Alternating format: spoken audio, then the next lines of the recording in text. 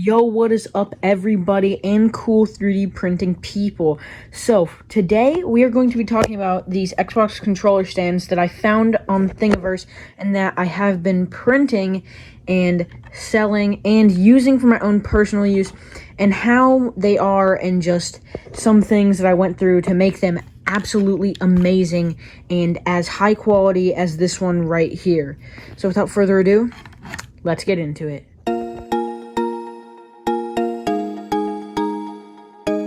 Okay, so here we are. So, one of the first things I ever printed on my Ender 3 when I first got it, which I never showed you guys, was this amazing Xbox stand.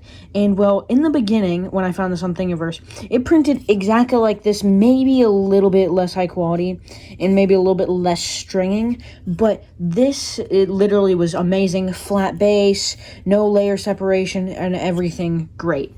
And as the time went on, I kept getting more failed prints like this, but this is super cool. I'm just going to show you the process of how I made it, and just throughout the time, I might tell you how I was able to get it this good. Well, without further ado, let me show you the process.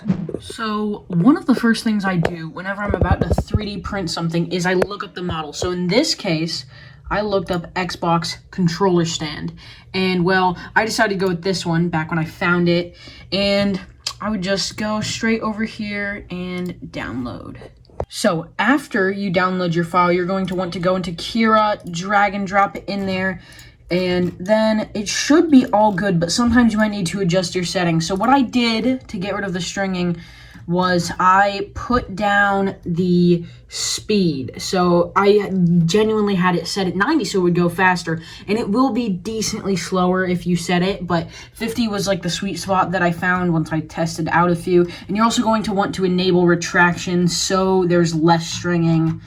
And yeah, so that's how you would do it. And then just going to slice it and then save it to whatever thing you're going to put in your 3D printer. Okay, so usually after I load it on here, I just put it straight in the printer, and then I go over here, and then I start doing this. I go down, and then I will usually preheat it, but this time we're just gonna do this, and then I'll go to whatever file it was, and then I'll hit print, start preheating, and, well, now you're gonna have a cool time lapse of the controller stand printing. So let's go.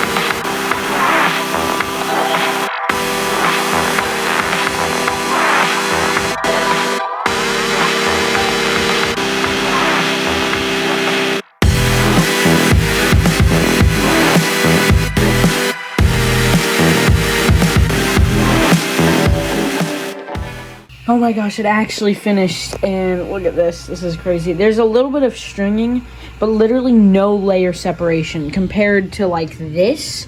Literally no layer separation, and it actually worked amazingly. My prints, with just some of the tips that I told you, I hope you found them helpful, went from all of these massive fails, which stuff that actually succeeded but had a bunch of layer lines and stringing, went from all of this to this perfect base, some stringing, but absolutely no layer separation, which is absolutely amazing. It can easily hold the controller whenever you need it to on your desk or whatever.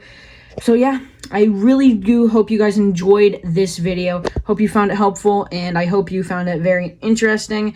And, well, yeah, see you guys next time.